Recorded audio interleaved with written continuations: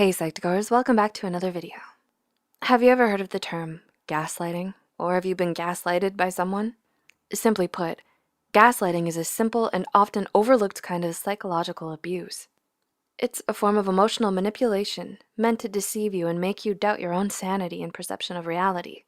And because of its insidious nature, unfortunately, gaslighting can be difficult to spot, especially up close. But you can better protect yourself against gaslighting by learning how it works and becoming familiar with how gaslighters operate.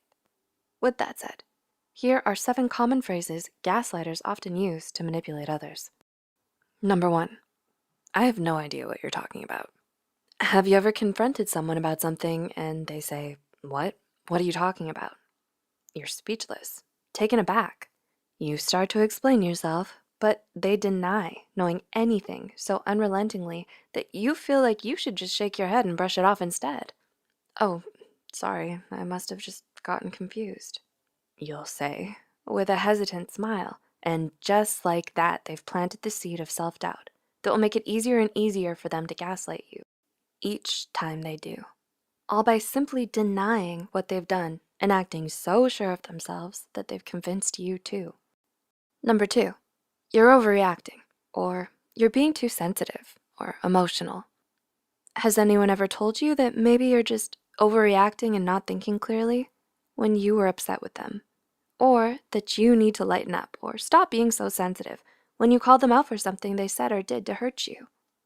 Don't let those people get to you. Invalidating someone's feelings by treating them as if they're in the wrong is a manipulation tactic gaslighters often use to pin the blame on you instead of themselves. Number 3, you're imagining things, or that's not what happened at all. What makes gaslighting so dangerous and psychologically damaging is the fact that it can make us doubt our own memories and experiences, sometimes to the point where we don't know what to believe anymore. And it all starts with this deceptively simple phrase: "You don't know what you're talking about. Let me tell you what really happened." People who talk down to you like this are most likely trying to gaslight you. So be careful and always remember, there's a difference between letting someone tell you their side of the story and letting them feed you lies. Number 4, you're not making any sense. Whenever you argue with a gaslighter, it's hard to come out on top because they're always going to try and turn the tables on you. You know you sound crazy, right? Can you even hear yourself? That's a common form of manipulation, tearing someone down so they can be vulnerable enough to believe them and buy into their nonsense. Gaslighters are experts at making you feel paranoid and crazy, especially when they know that you're in the right and have no other way to gain the upper hand in an argument. Number 5, stop exaggerating the situation. Are you starting to notice a pattern in the phrases gaslighters often use to try and manipulate you? They usually start with the word you, as in you're the one who's always in the wrong, you're the one who's mistaken, and you're the one causing the problem. Not them. Never them. Why? Because gaslighters will do everything they can to convince you that you're wrong.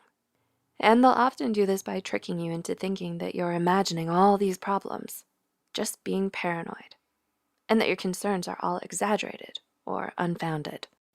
Number 6, if anything, I'm the one who should be mad at you. Remember how we said gaslighters love to flip the situation onto you? Well, this is a simple example of that. They'll often act as if, by calling them out and making them take responsibility for their actions, you're the one hurting them. Why are you mad? They might ask. They may say things like, "I'm the one being wrongfully accused, even though I did nothing wrong. I'm the victim here, not you." See what we mean? They're deflecting responsibility by manipulating your perception of the situation and rewriting the narrative. And number 7, don't listen to anything they tell you. You can't trust anyone but me. Yikes. Out of all the words and phrases gaslighters tend to use when manipulating us, this might be the worst one of all. "Why would you listen to them?" Or "You believe them over me?" are just a couple of phrases a gaslighter will use to try to alienate you from anyone who sees there's something wrong and wants to help you. They want you to think that there isn't anyone else that you can trust but them, when the awful truth is that they're the ones you should have never trusted in the first place. Have you heard any of these statements or been gaslit by someone? Although a lot of people are still unfortunately unaware of what gaslighting is or how dangerous it can be, it's important that we take the steps to educate ourselves enough to be able to recognize it.